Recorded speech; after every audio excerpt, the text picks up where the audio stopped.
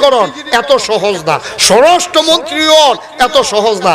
আমরা যে হুজুররা চিল্লাইছিলাম না, আমরা যে মিছিল করি যে কোরআনের আইন, আমরা হুজুররা তো সাইডা দেন দেশটা, দেখবেন কি সুন্দর বানাইলাম, সুন্দর বানাইলি। ইমাম সাহেব হুজুরে মসজিদের সামনে দোহান দিছে, এবার সরল হইয়া দোহানটা খাইয়া ডিপ বাড়িয়ার এবার রয়েছে, বাহি নাই নাও নাই দেশ চালাই লাইব। দেখি ফানি বাত মনে করছেন কসলুন দেখাইয়া লাইবে।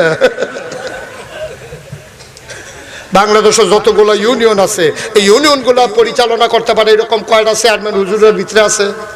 বাংলাদেশের 300 সংসদীয় আসনে 300 সংসদ সদস্য হইতে পারে এরকম যোগ্যতা লইয়া কয়জন হুজুর এখন পর্যন্ত তৈরি হয়েছে? খালি দিলে সারবো না, এত সোজা মনে করেন না। দেওয়ার আগে ট্রেনিং লাগে। আল্লাহ নবীর আল্লাহ ট্রেনিং দিছে, ওখানে জন্মের পর থেকে ট্রেনিং দিছে, 3 বার তো ওপেন হার্ট সার্জারি করছে।